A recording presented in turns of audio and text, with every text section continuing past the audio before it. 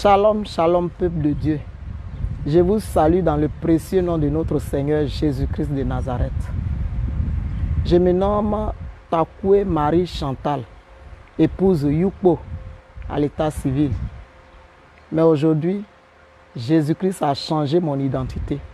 Et après le baptême, il m'a donné un nouveau nom. Donc désormais, mon nom, c'est Marie Déborah.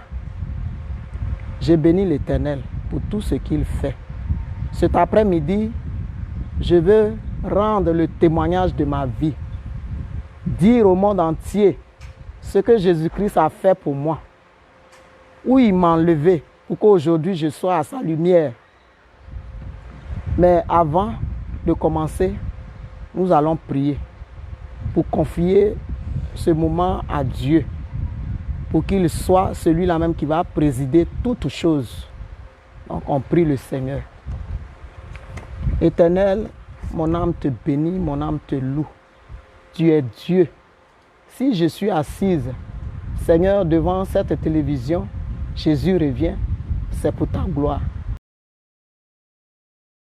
C'est pourquoi, Éternel, je me confie entre tes mains. Que tout ce qui est en moi soit effacé. Que ton Saint-Esprit seul prenne le contrôle de mon être pour, Seigneur, parler. Oui, dire toute la vérité. Merci, Jésus-Christ, parce que je crois que tu le fais. C'est à toi seul la gloire au nom de Jésus. Amen. L'histoire de ma vie, elle est longue.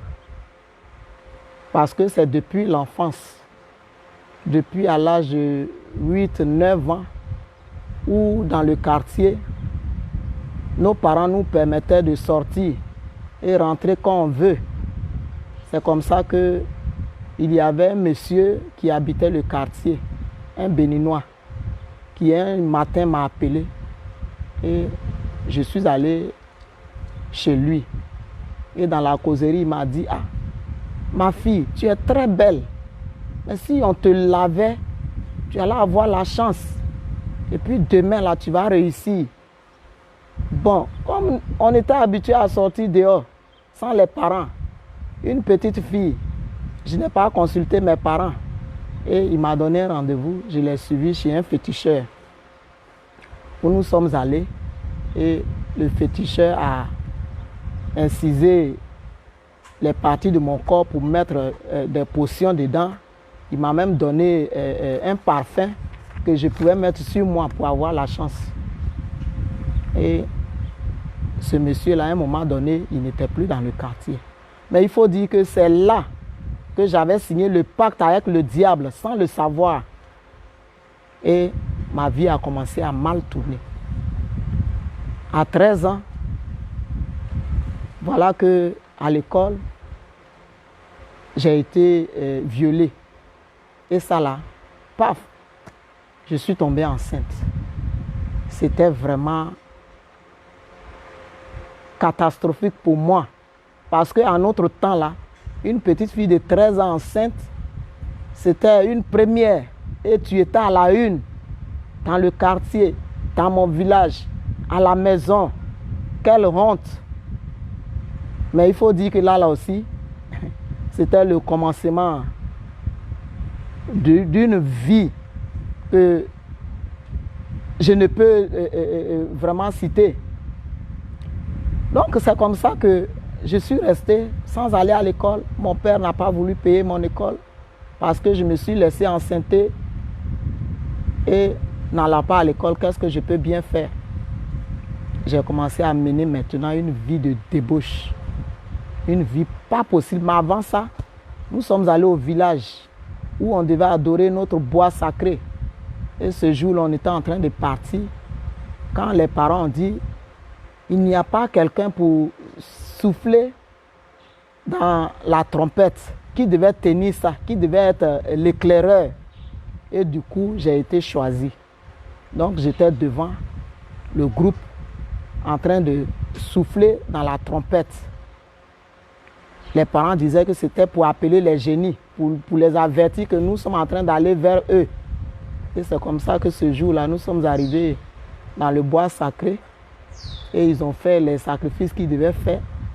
On a mangé un mouton là-bas.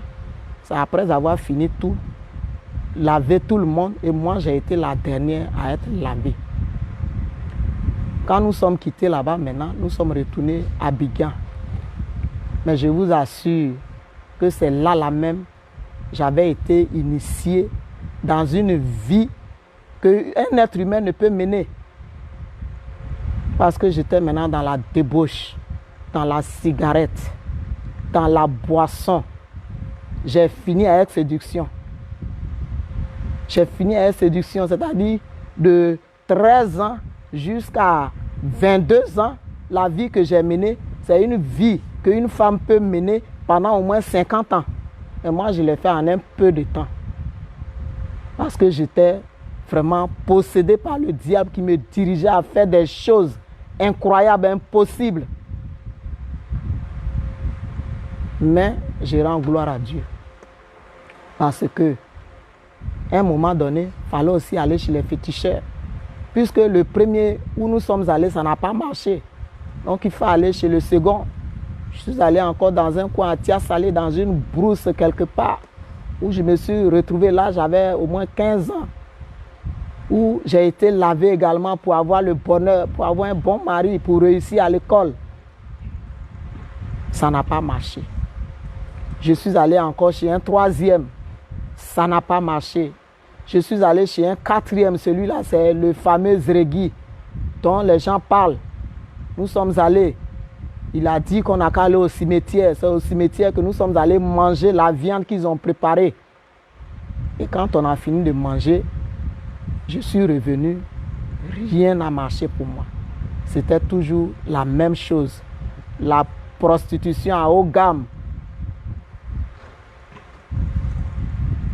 Le mensonge. Le vol. Tout ce qui est péché. Et à 22 ans, j'ai croisé l'homme avec lequel je suis présentement.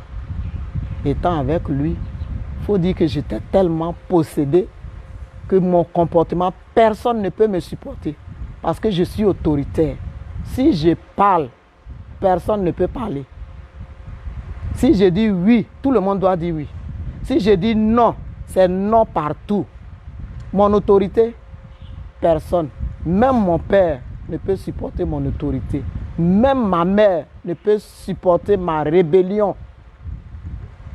Même mes frères, je ne connais pas grand frère, je ne connais pas grande soeur, je ne connais pas vieillard, je ne connais pas maman, je ne connais pas papa. J'avais une phrase que je disais aux gens. Et j'ai la crainte de Dieu, mais je n'ai pas peur de l'homme. Donc je pouvais dire tout ce que je veux à un être humain. Aucun respect pour autrui. C'est comme ça que, étant avec ce monsieur, j'étais vraiment quelque chose dans la vie de ce monsieur. Je lui ai mené une vie impossible. Une vie sans paix. Parce que palabre avec lui. Insoumission. J'ai fini avec toutes les qualités d'insoumission. Il ne pouvait pas parler. Parce que lorsqu'il dit 1, moi je dois dire 30. Et ce que je dis là, c'est ce qu'on doit faire. Lui, il n'avait pas le droit de dire quoi que ce soit. Il n'avait pas le droit de décider quelque chose. C'est moi qui décidais tout. C'est moi qui faisais tout. Lui, il était maintenant la femme dans la maison parce que moi, j'avais l'autorité de l'homme. Et c'est comme ça que nous avons vécu. Et puis, j'ai eu maintenant à réfléchir. Je peux dire, mais en fait, tout ce que j'ai fait là, je n'ai pas réussi à ça. Mais quelque part, on dit qu'il y a un Dieu qui peut tout faire. Donc, si je me convertissais, peut-être que ce Dieu-là va changer quelque chose en moi. C'est comme ça que je suis maintenant allé me convertir à l'église des Assemblées de Dieu. C'est là-bas que j'étais. J'ai fait 21 ans dans l'église des Assemblées de Dieu. Mais dans cette église-là, rien n'a changé sur moi. Mon comportement a été le même. Même autorité à l'église. Même palabre à l'église. Même discussion à l'église. Même rébellion à l'église. Rien ne marchait chez moi.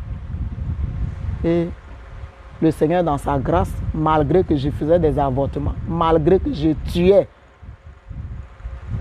les enfants qui mettaient en moi, il ne m'a pas laissé tomber.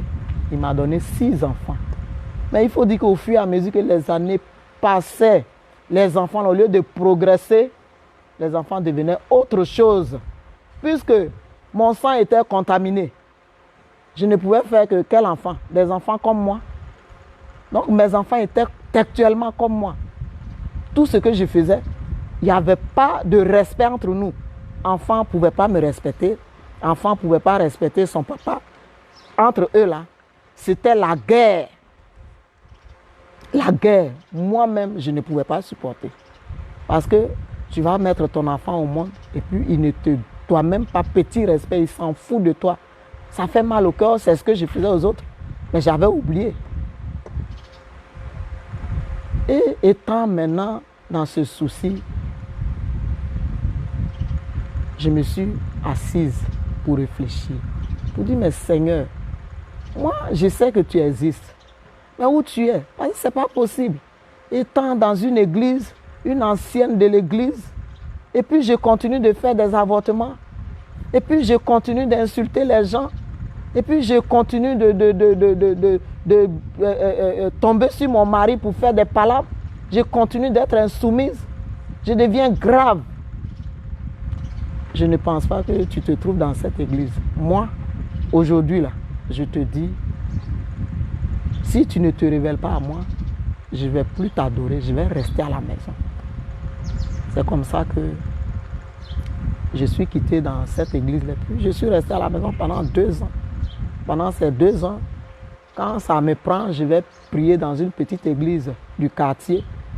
Et puis je reviens à la maison. Les autres dimanches, je suis à la maison. Mais néanmoins, je cherchais toujours, Seigneur, j'ai fait comment? Regarde la vie de mes enfants. Regarde moi-même ma vie, rien ne marche. Je suis malade. C'est-à-dire depuis l'accouchement de mon dernier fils, aujourd'hui il a 14 ans. Je suis tombé malade après l'accouchement jusqu'à 13 ans. Ça n'allait pas toujours. J'ai fait tous les médicaments. Trevo, Tianchi, Tasley. Je paye tout mon argent ces médicaments. Je pouvais payer médicaments au moins 50 000 francs dans le mois. C'est-à-dire tout le commerce que je faisais, c'était pour acheter des médicaments pour guérir. Mais je n'avais pas de guérison. Puisque quand je prenais ces médicaments, au moment où je les prends, ça va mieux. Mais quand je dis, bon, comme ça va un peu, je vais laisser, la maladie revient. Et je retournais encore. Jusqu'à ce que, un jour pour le Seigneur, le roi des rois, le Seigneur des seigneurs, le Dieu puissant, le véritable, étant dans la maison ce soir-là en train de pleurer chaudement, en train de pleurer toutes les larmes de mon corps, Seigneur, tu es où? Il a écrit dans ta parole que quand on te cherche là, tu te laisses trouver. Pourquoi moi, tu es en train de me regarder, en train de souffrir, en train de pleurer? Où est-ce que je peux aller? Parce que j'ai vu que chez les féticheurs, il n'y a pas de résultat, ils ne peuvent rien faire. Où je vais te trouver? C'est comme ça que, croyant que tout était perdu, le Seigneur va se révéler à moi. Et je voudrais chanter un petit chant pour glorifier le nom du Seigneur. Alléluia. Je croyais que tout était perdu pour moi. Oh Dieu, je ne savais pas que j'avais du prix à tes yeux. Ô Seigneur de ma vie, pour ce que tu as fait pour moi, mon cœur t'exaltera, mon rocher, mon soutien. Mon cœur t'exaltera, mon rocher, mon soutien. Pour dire que quand tu es découragé, quand tu regardes derrière toi qu'il n'y a personne, tu regardes devant toi qu'il n'y a personne, Tu regardes en toi qu'il n'y a rien, tu ne sais pas ce qu'il faut faire. Cherche Jésus-Christ. Quand tu le cherches de tout ton cœur, de toute ton âme, de tout ton être, il se laisse trouver. C'est comme ça que moi, qui n'avais pas l'habitude d'aller sur le Face, j'ai dit aux enfants, faites Face là pour moi. Mettez YouTube. Je vais me distraire avec. C'est comme ça que sur le YouTube, j'étais en train de zapper. Comme les enfants, les soirs, je ne dors pas, je zappe, je regarde, je regarde. Et puis, une image sort. On dit Raïssa, ex-Warabia, convertie à Jésus. Je dis, oh, les Gula là encore ici, les Gula connaissent Jésus où? Ça, c'est quel bon Jésus ça. Et puis, j'ai fait passer. J'ai continué à zapper. Ça revient encore. J'ai continué. Ça revient encore au moins 4 fois. La 5e fois, j'ai dit, bon, attends. Ce truc-là, cette fille-là, cette petite-là passe à chaque fois, là, je vais voir. Et j'ai écouté vers la fin. Quand j'ai écouté, mais ce n'est pas possible. J'ai dit donc, Jésus peut se révéler à un être humain comme ça. D'accord, j'ai repris au début. Quand j'ai repris, c'était le 2. J'ai dit, s'il y a 2, c'est qu'il y a 1. J'ai cherché 1. Je vois 3, 4, 5. 5 là, maintenant, elle dit, je suis allé faire ma délivrance. D'abord, le Seigneur m'a montré que dans la Côte d'Ivoire, ici, il y a 2 serviteurs de Dieu, 2 vrais serviteurs de Dieu qu'il s'est choisi lui-même. C'est ceux-là, avec eux qu'il est. Mais les autres là, ce sont les églises mortes. J'ai dit, mais dis donc, qu'est-ce qui se passe? C'est comme ça que dans son témoignage, il a dit, il y a un qui a gagné, l'autre à Bassam. J'ai dit, ah, moi je suis à Dabo. C'est Bassam qui n'est pas loin de moi. Donc, c'est à Bassam là, je dois partir. Et la nuit, je me suis mise en genoux et dit, Seigneur, c'est vrai, j'ai écouté ce témoignage. Mais moi, c'est toi que je cherche. Parce que dans le témoignage, elle peut dire ce qu'elle veut. Mais moi, je te cherche. Donc, pour savoir que si c'est vraiment ton serviteur qui est l'apôtre Abraham, comme elle a dit, toi-même, il faut me conduire chez lui. Et moi, je ne sais pas où il se trouve. Bassam, là, je ne connais pas. D'abord, je vais envoyer monsieur. S'il a pu trouver quelque chose, je vais me rendre là-bas. Et j'ai dit à monsieur, comme lui, il travaille ici, je lui ai dit, bon, va à Bassam, tu vas là, il faut te renseigner auprès de tes collègues là, s'ils connaissent un serviteur de Dieu qui s'appelle apôtre Abraham. Il n'a pas pu chercher, il est revenu. Ah, je n'ai pas eu le temps. Hein. J'ai dit, d'accord, il dit, ah, Seigneur, moi, demain matin, là, je vais à Bassam. Si c'est vraiment ton serviteur, si c'est vraiment celui-là que tu t'es choisi toi-même, là, il faut me conduire à lui. Et je suis arrivé à Bassam. Et j'ai pris un taxi, on dit il est à Mokéville. Je suis descendu loin, j'ai marché jusqu'à aller conteneur Orange. J'étais arrêté au Carrefour et puis je demandais maintenant aux passants. Vous ne connaissez pas un serviteur de Dieu qui s'appelle apôtre Abraham? Ils disent non, on ne le connaît pas. Ils disent Seigneur, moi je suis déjà venu. Hein. C'est toi que je regarde. Conduis-moi à ton serviteur. J'ai demandé à beaucoup de personnes. Je n'ai pas eu gain de cause. Donc j'étais fatigué, je marchais. Je dis, ah Seigneur, si tu ne fais pas, c'est que ce n'est pas lui. Donc moi, je vais retourner à Dabo. C'est comme ça que j'ai croisé un jeune homme. Et je lui ai demandé, il dit, mon petit, je cherche un serviteur de Dieu là. Il s'appelle apôtre Abraham, tu ne le connais pas. C'est l'enfant là qui va me dire, hé, maman, il y a une femme qui est arrêtée au Carrefour là-bas. Elle m'a demandé aussi. Elle m'a demandé le même nom là. Mais elle a arrêté là-bas. J'ai dit, où elle est? Et puis le petit m'a conduit à la dame. Je demande à la dame, elle dit, oui, effectivement, c'est lui que je cherche. Apôtre Abraham de Jésus revient. Mais j'ai son numéro. J'ai dit, mais il faut appeler. Elle dit, ah, j'appelle, ça ne passe pas. J'ai dit, il faut essayer. C'est comme ça qu'elle a essayé. Et puis ça a passé. Et on nous a indiqué chez l'apôtre Abraham. Quand nous sommes arrivés, vraiment l'accueil là, toi-même, tu es déjà déchargé. Par son accueil simplement, la façon il va te prendre là. Je ne suis pas passé à un secrétariat. Je n'ai pas donné l'argent. On ne m'a pas donné rendez-vous. Mais aussitôt qu'il est arrivé, il m'a reçu. Et le Seigneur lui a révélé certaines choses. Il faut dire que je vivais cette maladie-là, mais je ne savais pas que c'était l'esprit de mort qui me fatiguait. C'est ce jour-là que le serviteur va me dire, c'est l'esprit de mort. Et c'est lui qui m'a dit comment ça se manifeste. Et effectivement, c'était ces symptômes-là que je voyais, mais je ne savais pas ce que c'était. Il m'a dit de prendre un jeûne de 3 jours, un jeûne sec, et de revenir un mercredi pour faire ma délivrance. Je vous assure, mes bien-aimés, Dieu, il est vivant. Jésus-Christ, il est Seigneur. Jésus-Christ est Dieu. C'est lui seul qui peut délivrer. Je vous assure que le mercredi, je suis arrivé à son bureau où on fait la délivrance. C'est même pas lui qui a fait ma délivrance. Hein. Les autres servants de Dieu avaient des serviteurs de Dieu pour la délivrance. C'est ceux-là qui m'ont pris. Et ils ont commencé.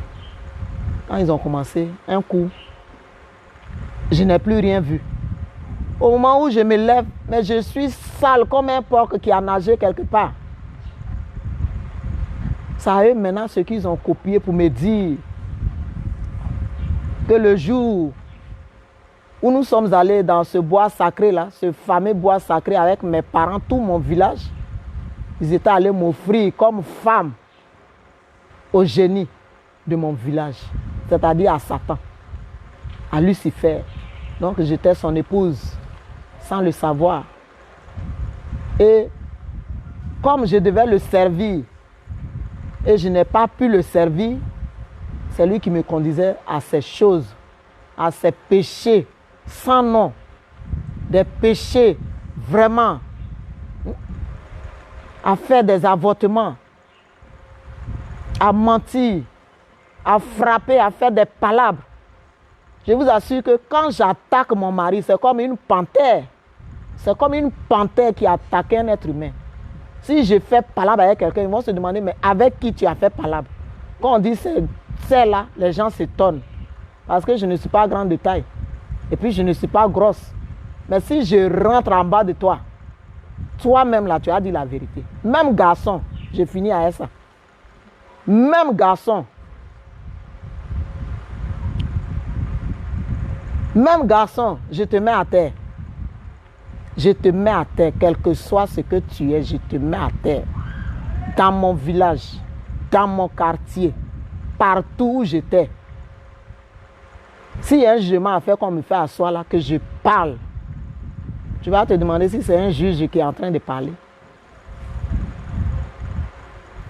Tu vas te demander, mais celle-là, c'est une femme ou bien c'est un garçon. Ce qui faisait que dans mon village, on m'appelait garçon. Même mon père même me disait, mais toi, je ne sais pas pourquoi tu es femme, mais tu dois être un garçon. Parce que tu as le comportement d'un garçon. Mes frères et sœurs, c'est le jour de ma délivrance que tout cela est sorti. Mais ça ne s'est pas arrêté là. Quand on a fini ma délivrance, le Seigneur a continué. Parce que étant dans l'église de la voie large, je le dis et je l'assume, l'église des assemblées de Dieu, on faisait tout ce qu'on pouvait faire. Jézabélisme, on a fini avec ça.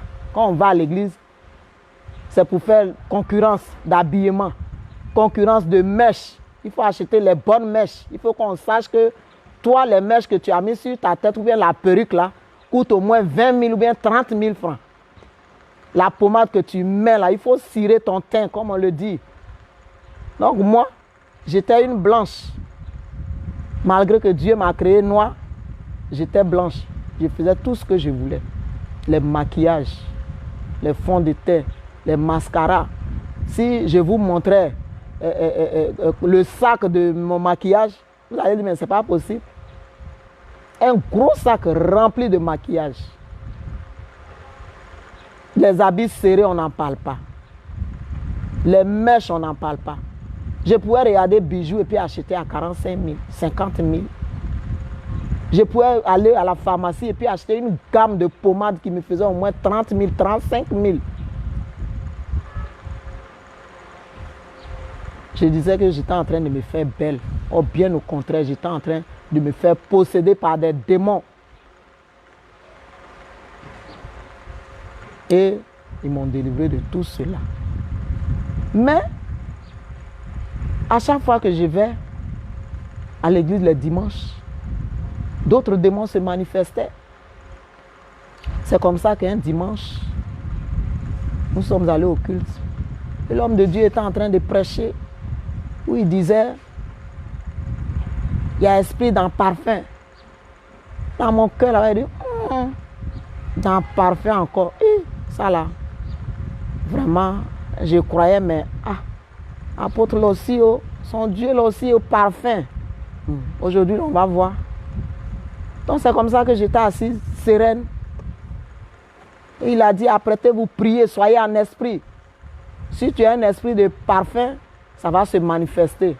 Mais il faut dire là que moi, étant femme, je ne pouvais pas utiliser le parfum des femmes, mais je payais pour les hommes. Les hommes, et j'avais au moins 4 parfums que je mettais sur moi. Quand je me lève le matin, je mets un premier, je mets un deuxième, je mets un troisième, je mets un quatrième. Voilà, là je sais que j'ai mis parfum. Et je sors maintenant. Mais ce jour-là, le Seigneur va me confondre. Jésus-Christ va me confondre. Parce qu'il voyait mon cœur. Il voyait que j'étais en train de douter, j'étais en train de murmurer en moi. Et l'homme de Dieu dit, disposez-vous. Moi aussi, je voulais voir l'esprit de parfum, donc je me suis disposé. Quand on a commencé à prier, je me suis réveillé. Je suis à terre. J'ai fait quoi par terre? On dit l'esprit de parfum s'est manifesté. C'est pourquoi tu es tombé. Et on a prié, l'esprit est sorti. Pour vous dire quoi? Que dans une vie, quand tu vis, quand tu es né, il faut chercher Jésus-Christ. Parce que quand tu n'as pas Jésus, tu es mort. Tant bien que tu penses que tu vis, tu es mort. Tu n'as même pas une vie en toi.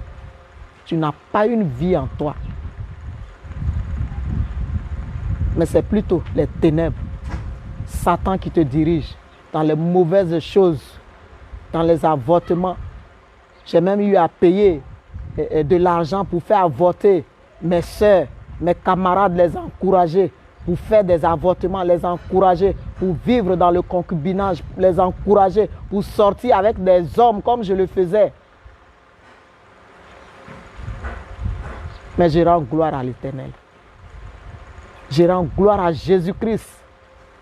Parce que s'il m'avait laissé dans ces choses que je mourrais, aujourd'hui j'étais en enfer. Parce que c'est ça. Quand tu finis de servir le diable, ta fin là, c'est en enfer. Mais le Seigneur n'a pas voulu que je sois en enfer. C'est pour cela qu'il a permis que je puisse le connaître et pouvoir être avec lui aujourd'hui. Et être libéré. Parce que seul Jésus-Christ peut te libérer. La Bible dit quand Christ t'a franchi, tu es réellement libre. Et aujourd'hui, il m'a donné la liberté. Mais il faut dire que la chair a toujours quelque chose à faire. Donc à un moment donné, j'ai commencé à douter. Là, mes doutes, là, j'ai reposé la question au Seigneur. Et Seigneur, c'est vrai, tu m'as conduit à ton serviteur. Mais je veux comprendre. Je veux savoir pourquoi c'est aux autres que tu montres l'identité de ton serviteur et moi. Je veux savoir parce qu'il y a encore quelque chose en moi. Donc je veux que tu me montres clair si l'apôtre Abraham est ton serviteur. Parce que moi, je ne veux plus aller ailleurs. C'est toi que je veux suivre. Et je vais te suivre jusqu'à la fin de mes jours sur cette terre et aller dans le ciel de gloire, le jour de l'enlèvement. Donc j'ai pris un moment de jeûne et j'ai prié. Chaque jour j'ai prié. Les matins quand je me réveille, rien. Et Seigneur, je t'attends. Tant que tu ne me montres pas. Toi-même tu sais que je n'ai pas fini de faire ma confession. Je n'ai pas fini. Je me suis confessé petit et puis j'ai gardé d'autres. Donc si tu ne me montres pas, le reste là, ça y est encore en moi, je ne vais pas dire. C'est comme ça que un jour, en pleine journée, plein 14 heures, j'étais couché dans le canapé où j'ai eu, bon, ce n'est pas sommeil, ce n'est pas dormi, je n'étais pas aussi réveillé, mais du coup, j'étais assoupi. Et dans le songe, je voyais des gens courir. Et je demande, mais qu'est-ce qui se passe? Il dit non, que le Seigneur a choisi un homme qui est son serviteur et c'est par celui-là que le réveil spirituel va se faire. C'est étant avec lui que le jour que Jésus-Christ va revenir pour l'enlèvement, tu seras enlevé. Je dis, mais moi je veux voir cet homme, ce serviteur de Dieu là, je veux le voir. Mais c'est où? On dit non, il est sur la grande place. C'est comme ça que j'ai suivi les gens. Et dans la marche, il y a une femme qui était à côté de moi. Elle dit non, on n'a qu'à prendre un raccourci. On n'a qu'à passer dans l'immeuble. Et nous sommes passés dans cet immeuble-là pour sortir de l'autre côté là-bas. Mais je vous assure, mes bien-aimés, le monde que j'ai vu au marché d'Agamé, il n'y a pas de monde. Au marché d'Agamé, il n'y a rien. Pour ceux qui ont été à la place de la République, au temps où Blé Goudé faisait son rassemblement là-bas, là, le monde qui est là-bas, là, il n'y a pas du monde. Il y avait du monde, comme si c'était toute la Côte d'Ivoire qui était réunie dans ce coin-là.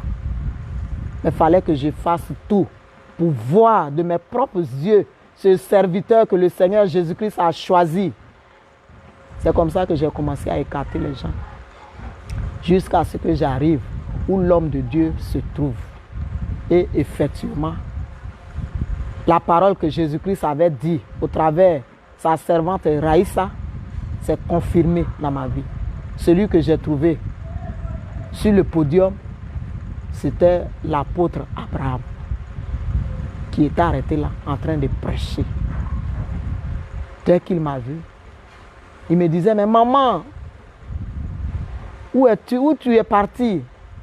J'ai dit, ah, apôtre. Il dit, non, l'heure n'est pas à parler. Qu'il y a beaucoup d'hommes, mais il y a peu d'ouvriers. Va à ton poste. Il dit, mais ah, apôtre. Il dit, non, va à la délivrance. C'est comme ça que je me suis réveillé ce jour-là. Pour vous dire quoi, bien-aimé, Jésus-Christ est là. Notre Seigneur Jésus-Christ est là, le vrai Dieu, le véritable Dieu. L'alpha et l'oméga, le commencement et la fin de toutes choses. Le Dieu saint, le sauveur de l'humanité, il est bien là. Il est là. Quand tu le cherches, il se révèle à toi. Mes frères et sœurs, vous qui êtes encore dans l'église de la voie large, je vous exhorte de prier, de demander au Seigneur. En toute chose là, c'est la prière. Lui-même, il se révèle aux gens. Il s'est révélé à moi. Si vous le cherchez véritablement, il va se révéler à vous. Mais vraiment, je vous exhorte parce que beaucoup d'hommes sont allés en enfer par manque de connaissances. Par manque de connaissances, voyez-vous, j'ai fait 21 ans à l'église des Assemblées de Dieu, où je pensais que j'étais dans la vérité, où je pensais que j'adorais Jésus-Christ. Oh, j'ai été baptisé au nom du Père, du Fils et du Saint-Esprit. J'ai même parlé en langue, mais c'était langue de python. Je vous le dis en vérité, langue de python. Mais aujourd'hui, Jésus-Christ a changé mon identité. Jésus-Christ a changé ma vie. Il a changé ma vie à telle enseigne que moi qui étais un garçon dans mon foyer, moi qui portais la culotte de l'homme, moi qui étais insoumise, autoritaire, aujourd'hui le Seigneur a fait de moi une femme soumise. Il m'a remise à ma place, la place d'une femme mariée, une femme soumise, une femme qui aime son mari, une femme qui est douce. Donc frères et sœurs, Que le Seigneur vous bénisse. Je veux encore chanter un chant. Et ça sera dans mon etini plutôt, pour dire merci à Dieu. Pour lui dire merci de tout mon cœur. Et lui témoigner devant le monde entier que je lui donne encore ma vie. Tout mon être, je lui donne.